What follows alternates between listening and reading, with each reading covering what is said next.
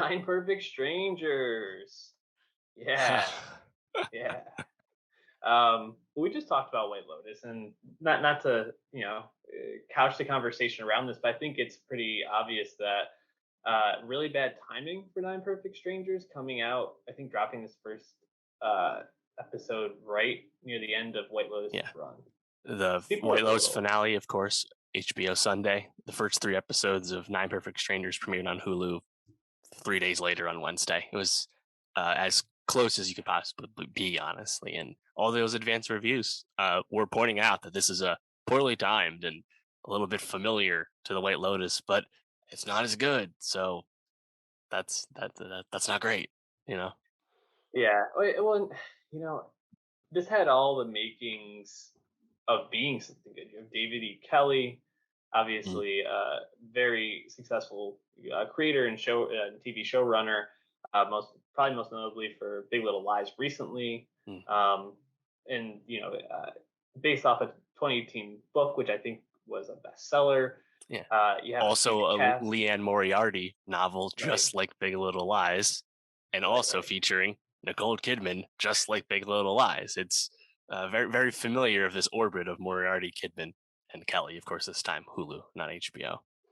Yeah, and just running down the at least the cast, you have Nicole Kidman, like you mentioned, Melissa McCarthy, Michael Shannon, Luke Evans, Bobby um, Cannavale, yeah, Bobby Cannavale, Manny Regina Hall. Jacinto, Samara Weaving, Melvin Gregg. Like it's a lot of people that we like in TV and movies, no question. It's A list. Yeah, so Regina Hall.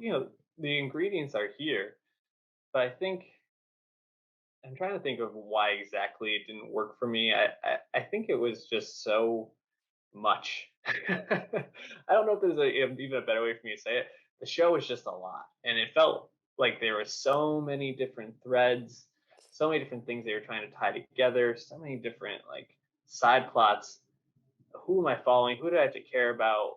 What relationships matter, which don't? And where it got to from where it started is very surprising to me, and also not in a good way. So I don't know. We'll get more into it, but I guess just your initial reaction after finishing the series, Dave.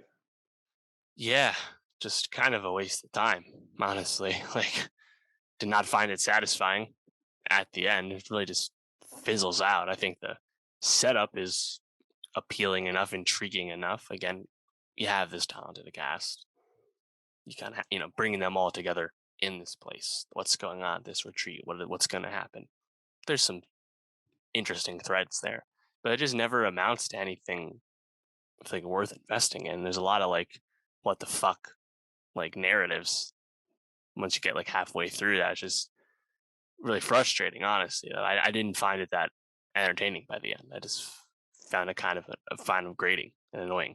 So, um, the fact that it came out close to White Lotus actually doesn't matter to me at all because I actually find this a lot different than White Lotus. It's like, Oh yeah, yes, it's people going to a secluded place, a retreat, Hawaii, wherever the fuck this took place in the woods. It's on the surface similar, but White Lotus is more satirical and witty and matter of fact, whereas Nine Perfect Strangers is trying to be really metaphysical and like high minded and obviously failing hmm to do so. But like they're not actually that similar of a show once you get past like the setting and setup. yeah. The setup is the only real comparison. I agree.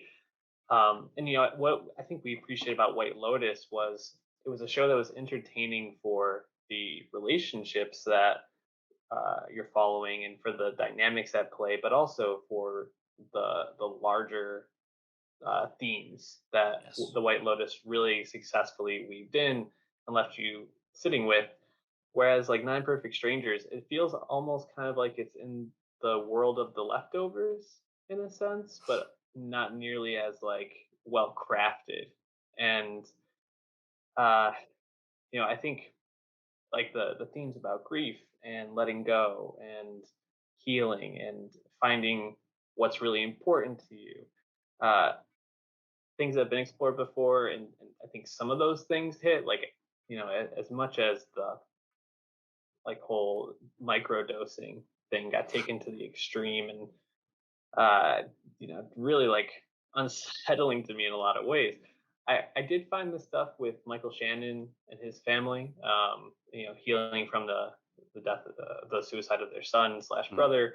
I found that to be like fairly moving, and like that kind of stuff I think always hits for me as long as it's done somewhat tastefully. I don't know if I don't know how I felt about all the messages and choices that they made in terms of the son like talking to him about it being a senseless act and things like that. But um, I think like the healing aspect of it was nice, and like obviously seeing the family come back together was nice.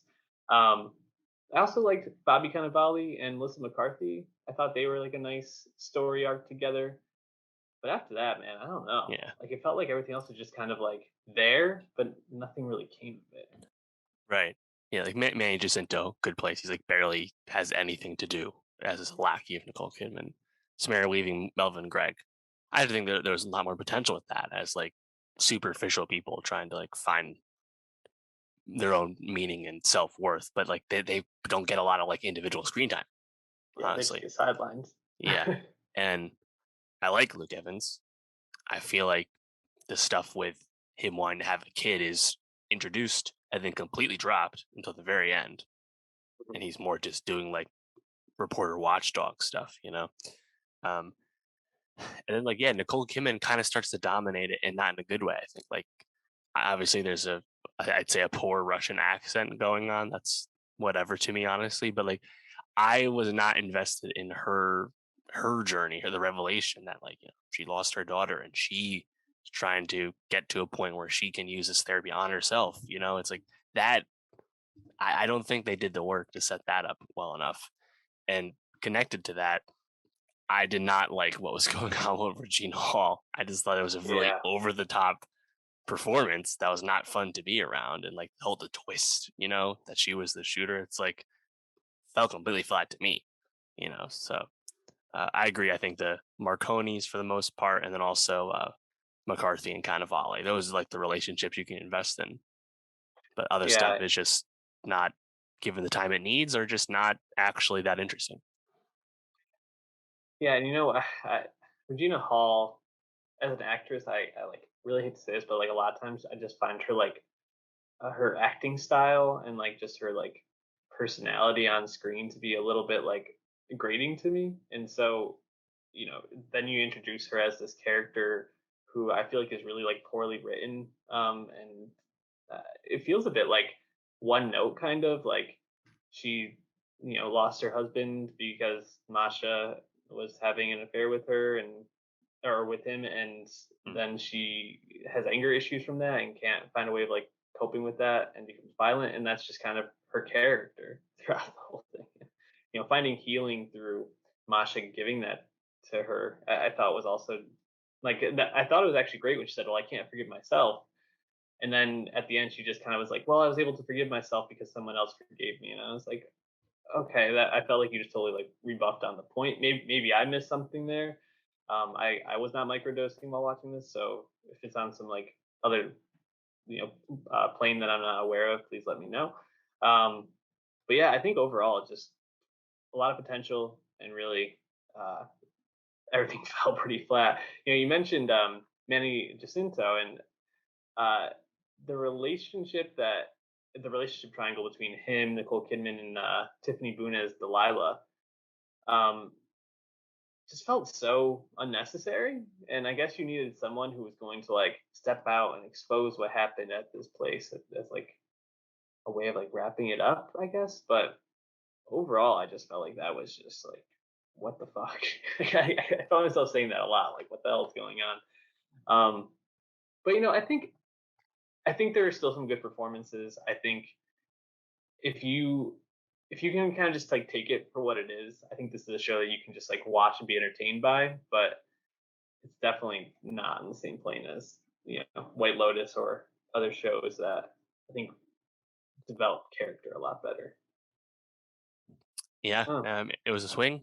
I guess not really a swing. You're adapting Leanne Moriarty novel, but I don't know. I feel like I expect a little bit more from David E. Kelly. Um, Grace Van Patten, who's the young Marconi, daughter, she was new to me, kind of had an uncanny physical resemblance to Shailene Woodley Yeah. in terms of Big Little Lies and Kelly and Kidman and all that. I found that a little through the looking glass, but yeah, and Nine Perfect Strangers just doesn't quite doesn't quite come together. It's whatever, you know. Kidman's working, she's busy.